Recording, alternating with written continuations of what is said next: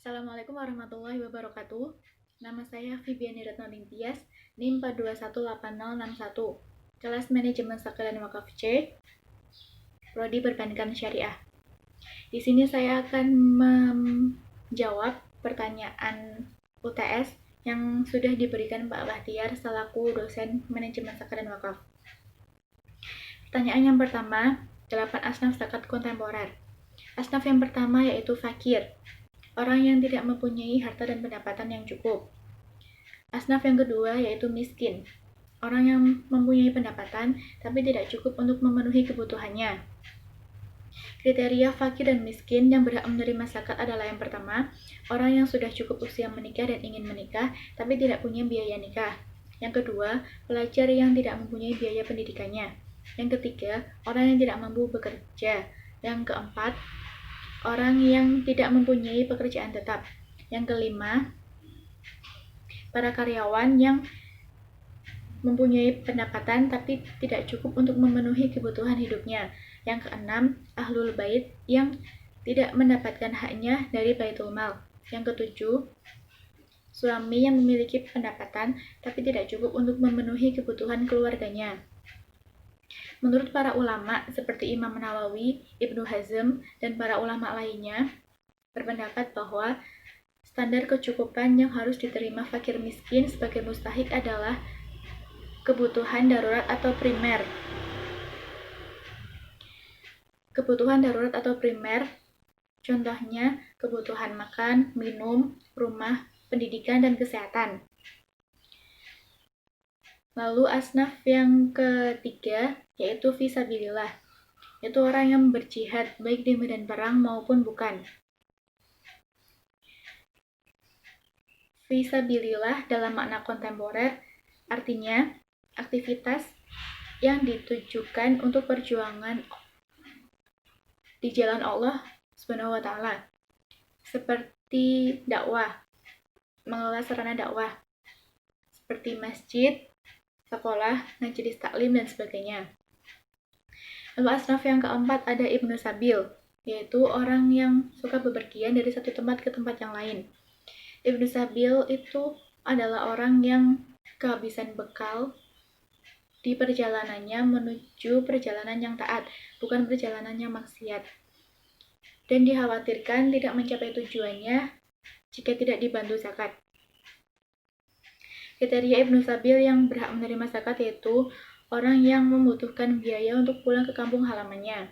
Yang kedua, perjalanannya bertujuan untuk yang taat, bukan untuk yang maksiat. Yang ketiga, tidak menemukan seseorang yang dapat membantunya. Kemudian, asnaf yang kelima ada ghorimin. Ghorimin dibagi menjadi dua kategori, yaitu yang pertama, orang yang berhutang untuk dirinya sendiri.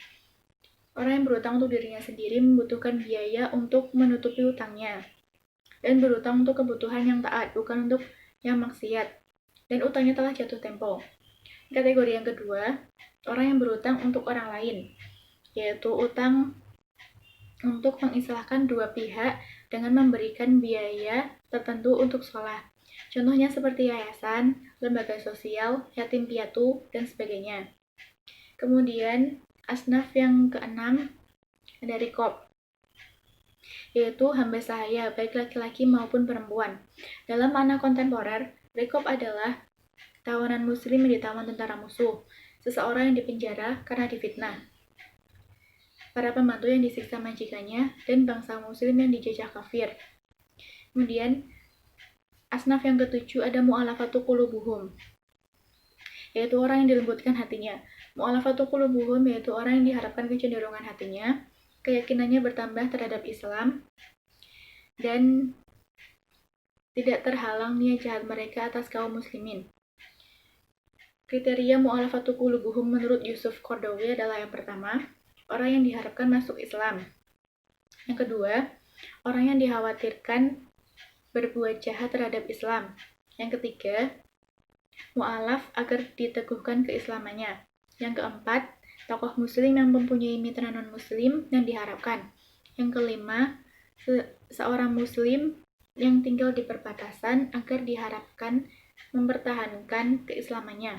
Yang keenam, seorang muslim yang dapat menarik zakatnya dari orang-orang yang enggan membayar zakat. Dan asnaf yang terakhir yaitu amil zakat, yaitu orang yang bertugas untuk mengumpulkan, mendistribusikan, dan mendayagunakan zakat. Dan pertanyaan yang kedua, dasar Al-Quran tentang zakat dan wakaf. Yang pertama dalam Quran Surat Al-Baqarah ayat 43 yang berbunyi, A'udzubillahi minasyaitonirrajim. Bismillahirrahmanirrahim. Wa aqimus sholata wa atuz zakata warka'u ma'ar rakiin. Yang artinya, dan laksanakanlah sholat, tunaikanlah zakat, dan rukuklah beserta orang yang rukuk. Kemudian dalam Quran Surat At-Taubah ayat 103 yang berbunyi, A'udzubillahi minasyaitonirrajim. Bismillahirrahmanirrahim.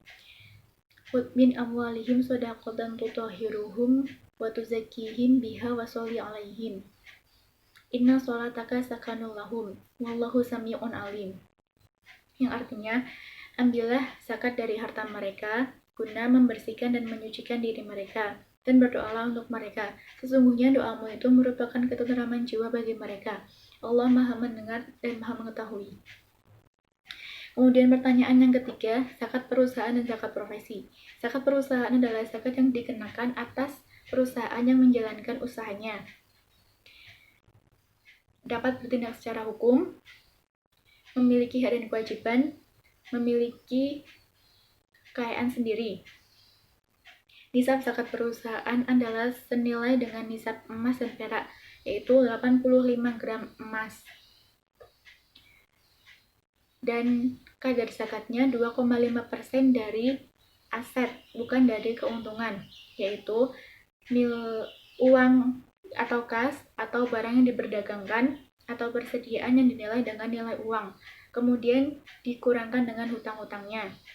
Haulnya setelah mencapai 1 tahun. Dan yang kedua, zakat profesi. Zakat profesi adalah zakat yang dikenakan atas penghasilan profesi yang telah mencapai nisab. Contoh profesinya adalah yang pertama, pegawai negeri atau swasta. Lalu notaris, dokter, akuntan, konsultan, artis, dan wira swasta. Dan profesi selain bertani, berdagang, beternak, dan bertambang. Zakat profesi sebenarnya sudah bisa dibayarkan setiap bulan setelah mendapatkan penghasilan. Dan nisabnya setara dengan 525 kg beras atau makanan pokok. Kemudian pertanyaan yang ketiga, yang keempat, yaitu potensi zakat di Indonesia. Potensi zakat di Indonesia itu ada 5. Yang pertama, zakat perusahaan sebesar 9,71 triliun rupiah. Yang kedua, zakat peternakan sebesar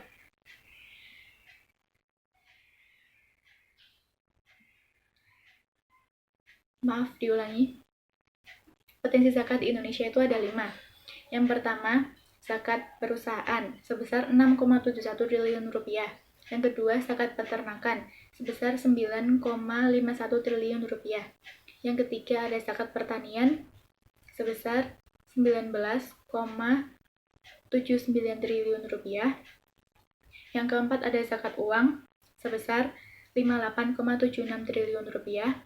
Yang kelima, ada zakat penghasilan sebesar 139,7 triliun rupiah. Jadi total potensi zakat di Indonesia itu sebesar 233,84 triliun rupiah. Dan Basnas menargetkan pada tahun 2020 pengumpulan SIS nasional bisa mencapai 12,48 triliun rupiah. Kemudian pertanyaan nomor 5. Teknologi dan penghimpunan, pengelolaan, pendistribusian, dan pendayagunaan zakat. Teknologi yang dapat digunakan untuk membayar zakat yaitu yang pertama, transfer bank, yang kedua, fintech payment, yang ketiga, e-money, yang keempat, crowdfunding, yang kelima, social media marketing campaign donation.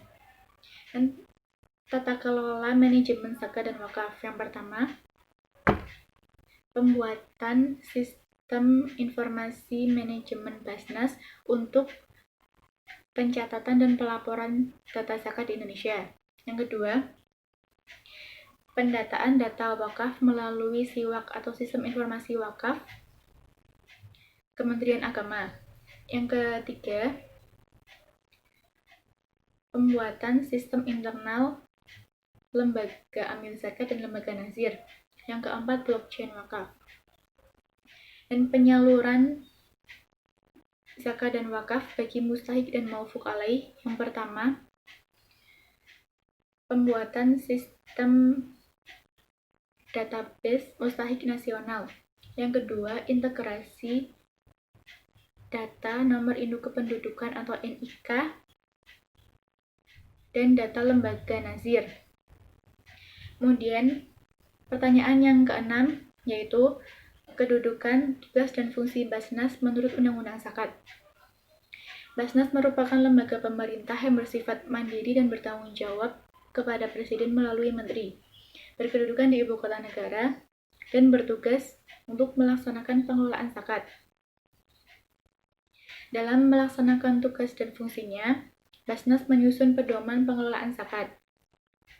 Fungsi Basnas yaitu yang pertama, perencanaan, pengumpulan, pendistribusian, dan pendayagunaan zakat.